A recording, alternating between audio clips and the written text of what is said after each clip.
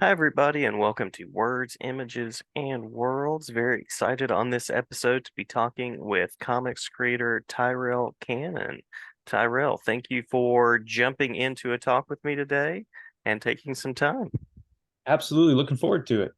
I've been looking forward to it as well. I had one of your collaborators on a month or two ago. This is summer, and I'm a teacher in the summer, so my mind is every day feels like a Saturday or Sunday. But I had Kenny Porter come on just a little while ago. That's So great. Kenny's awesome. He's a good chat too. yeah, very, very good to talk to. And the two of you are working on a project right now that we'll talk about. I'll also mention you have a rather prolific series of books, set of books, I should say, that are also out there and available in one form or another that we should talk about as well. Yeah, sure.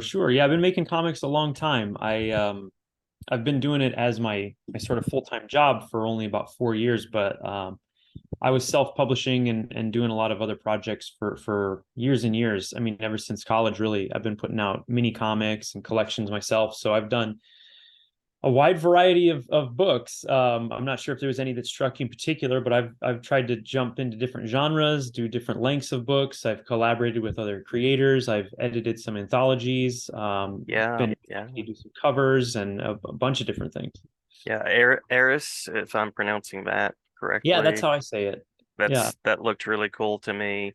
Had some good vibes, and Game Over Man being another yeah, one of those. Yeah. yeah. Eris is a sci-fi comic that I do. My brother Logan co-writes it with me, and Um, we've done a couple issues and we did them on Kickstarter and they did really well for us. And I do have a third and final chapter that I am working on. So I've sort of been a little busy with the schlub the last year or so, but I Mm-hmm. am hoping to have another issue of Eris coming out. So yeah, it's a sci-fi comic, very gory, lots of action. I think if people like what they see in the schlub and they want something that's maybe a little bit darker, Mm-hmm. that's a good one.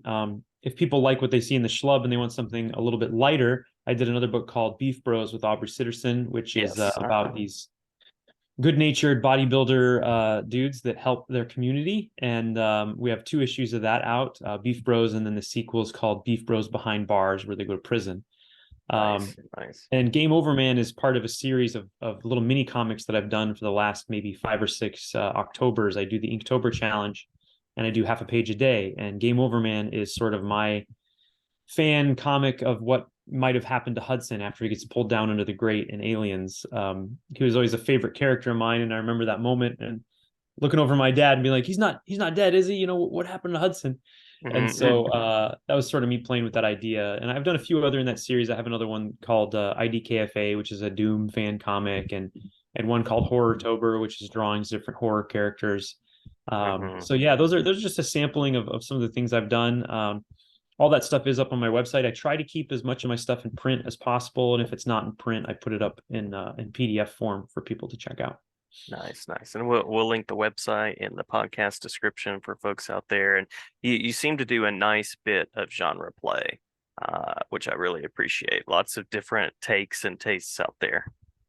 Yeah, I like to, I have a hard time just doing one thing always, and not having, because I like lots of different kinds of comics and movies, and my engagement with comics is pretty broad. I read mainstream stuff, but I read a lot of independently published stuff and a lot of small press, and I've always liked just the fact that multiple types of genres and genre mixing can work in the medium of Mhm. comics. So I try to take advantage of that and just follow whatever threads are sort of interesting to me. And right now, it's big superhero comics is sort of what Yeah, I'm most zeroed in on.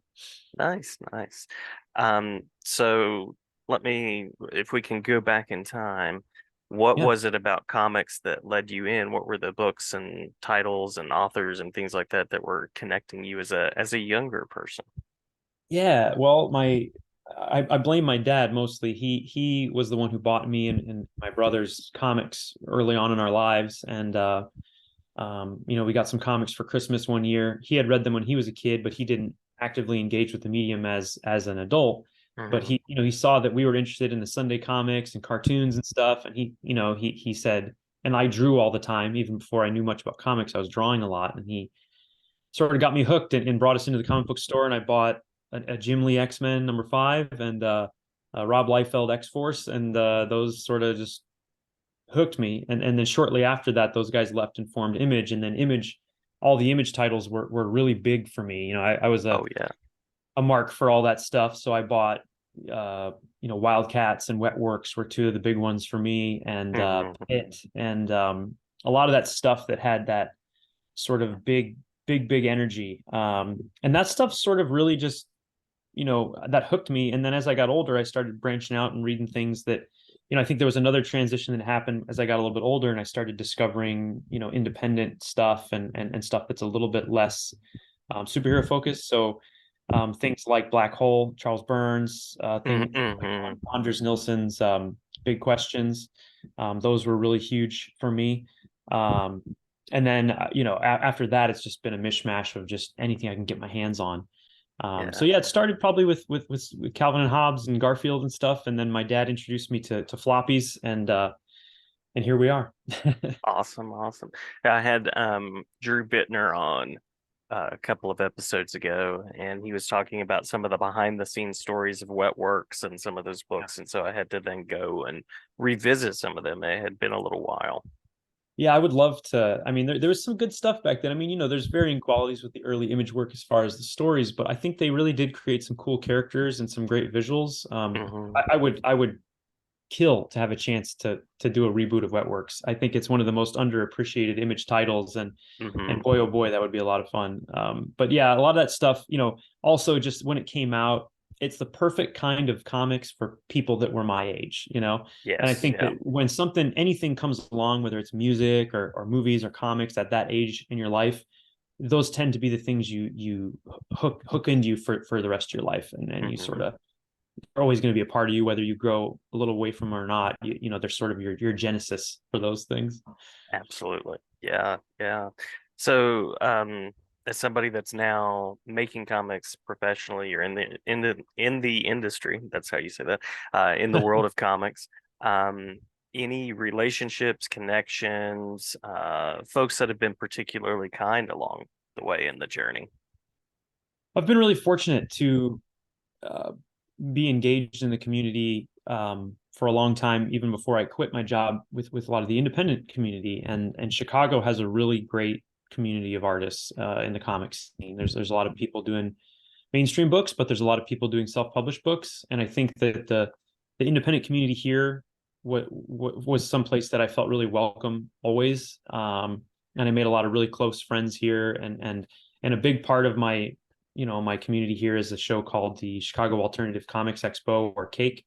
And Hmm. it's been going on for a little over 10 years now. And this last year, I became an organizer of the show as well. And so I would Nice. say that show and the kind of people that are in that show, um, but just to name a few, I mean, Neil Burdow and Quimby's Comics in general, and Marnie Galloway, and Isabel Rotman, and there's just so many really special people here in the community. And then I met randomly Daniel Warren Johnson, and we found out we lived near each other, and it was really early in his career, and we started hanging out a lot. And he's obviously got, as a mutual friend of ours says, a rocket strapped to his back, and he's kind of Yeah. shooting into the stratosphere. But it's been really exciting, and then knowing him has been really good for me as I've dipped my toes into becoming a full-time artist. He was one of my friends. Him and my friend Landis Blair were very encouraging to me to take the plunge, and Dan has gone through a lot that has been good for me to sort of learn from. Mm. Seeing the way the industry works, or this part of the industry works. And then of course, getting connected with some people like Ryan Stegman and Kenny Porter has been great. They've given me a lot of advice. I've met some longtime, more mainstream artists like those guys, and we have sort of a little group that we talk to pretty often. We sort of share each other's work and critique each other. And there's some really amazing people in there. Dave Acosta is in there. He does some great horror comics. Jay Leiston, one of the greatest inkers around right now. Riley Rossmo, who's also just one of the best artists working right now. Kenny, and I'm forgetting people. Sanford Green has been super gracious to me and super helpful. Just some really great people. And honestly, like, I've been really lucky in that a lot of the editors that I've met over the years, whether I'm in touch with them still or not, have been very kind to me. And I think one of the things you probably know this too. You've been to shows. One of the great things about comics is, in general, you can walk up to anybody and start Hmm. talking to them, whether they're Michael Golden, who's a huge influence on me, or whether they're me, just some guy who's kind of new and around. And generally, I would say 90% of those meetings are very encouraging and very welcoming. And comics is really special in that way. I mean, there's been a few jerks here and there, but I would say most of Sure, them have sure. been very nice to me. Awesome, awesome, awesome. Yeah. So we should mention the schlub a little bit, and then any other jewels from the crown of work that you've done that you'd like to mention, we can certainly talk about. I love the creative, humorous kind of premise of the schlub as being, normally when superpowers happen to someone in a comic, they happen to be a person that uses them for good. And very often, kind of the model citizen, or one of the tropes is, like the Peter Parker, the kid that is sort of bullied or harassed, but then gets to kind of discover the fortunate aspects of being a hero. And so uh, superpowers tend to find characters in books that lead to those kind of stories. But in the Schlub, that takes a slightly different approach. So any sort of elevator pitch tagline for the Schlub that you'd like to mention? Sure. Yeah, the Schlub is new series from Image Comics coming out with written by Kenny Porter and Ryan Stegman, art by me, colors by the incomparable Mike Spicer, and letters and design by John J. Hill. So the concept basically is that what if there's this guy, his name's Roger Dalton, he's a dentist, and no matter what he does, he just can't seem to get out of his own way, and he makes a lot of bad decisions, and he has a lot of he's pretty down on himself within the world, and feels that everything's kind of against him. And Hmm. through a happenstance in the first issue, he ends up switching bodies with the most powerful superhero in the world, whose name is Cirrus. And so they are trapped in each other's bodies. And it's sort of what happens not only to the world that they live in when this switch happens, but what happens in each of their own lives and all the people that are part of their lives. So that's sort of the basic pitch. And the fun of it is that, as you mentioned, we have a chance to subvert the genre in some ways. Hmm. But the two-tier kind of thing is that there's there's also, that's just sort of an engine for us to really explore these different characters and how they interact with each other and what these changes mean to their lives. I think you make a good point that usually in superhero comics, you want the hero is trying to do the right thing, or inherently does the right thing, or realizes that it's a responsibility. Hmm. And the flip side of that we've seen a lot, which is fun, but we've maybe seen a lot of, is that they're just evil and a jerk. They're just Right, a. right. And I think this is slightly different in that he's just he's the kind of character that, again, he just can't get out of his own way, and he makes a lot of his own problems and can't make the right decision, which is something I think a lot of us can relate to. And then Hmm. on the flip side, you have a hero who is used to doing the right thing, sort of trapped in a more powerless position. And there's so much more that happens after that I won't spoil for everybody, but Yeah, the yeah, genesis of it is that. yeah, yeah. And you shared an issue of it with me, and I get to Yeah. see the beautiful. I don't know if bombastic or colorful, or I don't know how you would describe your style, but the way you go about it is fun, it's playful, and it's very inviting. Yeah, I mean, I like both of those terms: fun, Good, bombastic, good, colorful. good, good. I'm glad I captured it. I am, if anything, I'm averse to some of there's some contemporary comics that feel a little stale and Hmm. safe, especially in the art. Everything's drawn correctly and everything looks right and everything is rendered correctly, but it's Hmm. lacking maybe some of a bit of an energy, which is what I've always been drawn to with comics: is how can these still images make you feel speed and excitement and energy and hit you in the face with things. So I'm always trying to bring um, big energy to things. There's emotional parts too and dark parts, and I think all that I like to have in there as well. But I wanted the book to kind of have a bigger energy that sort of maybe is a little different than the other stuff you're seeing in superhero comics right now. And then you add Mike Spicer to the equation, and he really is an exciting colorist that's doing things that are very outside of, I think, um, whatever's typical these days. He brings a lot of really poppy colors and cool panel transitions. And right before I got on the call, I was actually just reviewing his colors on one of our issues for issue 5. And man, oh man, I'm so so lucky to have him coloring my stuff because he's just making it sing. Yeah, yeah. And I love people on the show have talked before about how I think as a young reader you don't even realize this, but the way that everything comes together on a comics page and everybody kind of, it's like a chorus. Everybody plays their part, sings the song, and then the end result is not just one voice, but it's the sort of the marriage and intermingling of all of these different pieces that just work really uniquely and really nicely. And the schlub is also a lot of fun in that way too. Yeah, we try to keep it fun. I mean, there is. I think we run the gamut of sort of emotions. We have action, we have humor, and we have drama, and we have sadness. And as the story progresses, you really get to see the characters go through a lot. But one of the big things that we pushed each other was to make it fun. We Mhm, wanted to be a mhm, fun comic to read. We're guys that all of us love comics and love comics that are not a grind to look through and want to make it exciting. And so Kenny and Ryan every issue bring so many fun things to draw, so many cool new characters, and then they give me a lot of leeway. So the way we work is sort of a maybe a half Marvel style. They send me a script that has page by page breakdowns, but not necessarily panel breakdowns, and they let me kind of do what I want as far as the page layouts, and then they go back and sort of adjust the dialogue to kind of work with that. So it's been a lot of fun, and I think that methodology allows us to do a lot of fun things that you can't do when you're just handed a script. The other mhm, thing is that we do talk a lot. So if I am working on a part of the art, or even if they're working on part of the script, we'll bounce the ideas around with each other. And I think that the other thing that happened was that initially Ryan was going to draw the book. He had gotten it approved ages and ages ago, and then got tied up with Venom and all that stuff, King mhm. in Black and all that, and then vanished. And so he finally brought me on to work on. I think that when they brought me on, they wanted to even more so than before push that sort of fun, exaggerated style that I've Mhm. been working with lately. They saw a lot of the things I did on Beef Bros, I think, and then Stegman saw some different range in Game Over Man, and I think those were some big things that they were touch points as far as how we were talking about the visual style of the book. Yeah, yeah. And as I mentioned, you have a website where you have a range of books that are available. So just keeping in mind that you have a co-collaborator that's a co-collaborator is how that word works. A person who makes jewelry that you were Yeah. telling me about. Just thinking about any other jewels from what you've done that you want to point people to that they might check out.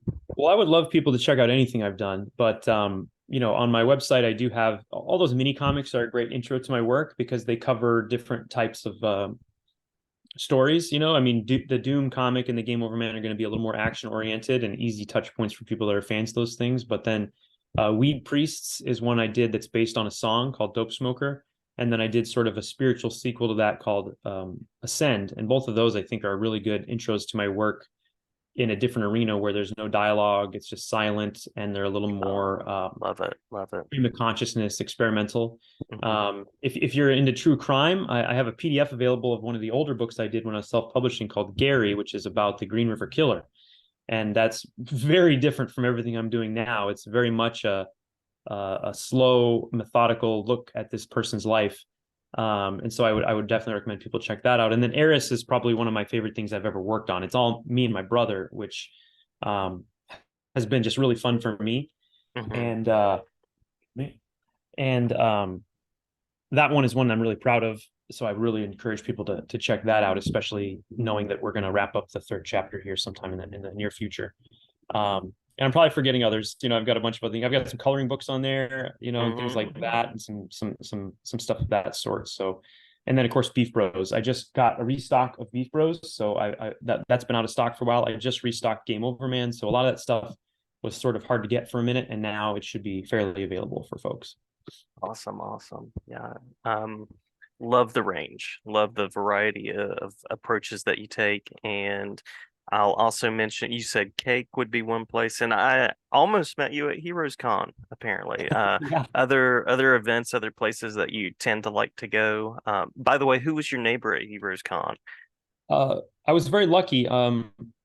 I'm spacing on the people on my right was three young gentlemen that were tabling together. It was, I think, their first show, and they were amazing and wonderful. It was two Jakes, and I'm spacing on the other guy's name. I wish I knew right now. And then the other side was Malachi Ward, who Ah, I've okay. known Malachi since 2009. I met him at Alternative Press Expo in San Francisco, and immediately fell in love with him and Matt Sheehan's book Expansion, which is fantastic.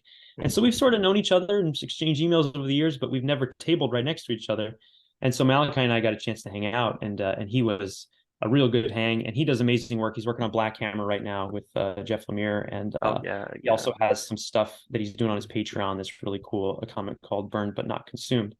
And then I was also lucky I was across from Matt Lesniewski and my friend Matt Allison, who does Kankor, and my friend Maria Wolf, who does covers for Marvel. Heroes was a great show. I would really like to do it again. It's fun. I'm It's a lot of fun. Yeah, it's so much fun. I'm usually at Suitu as well. That's a Chicago show, so I usually do that one.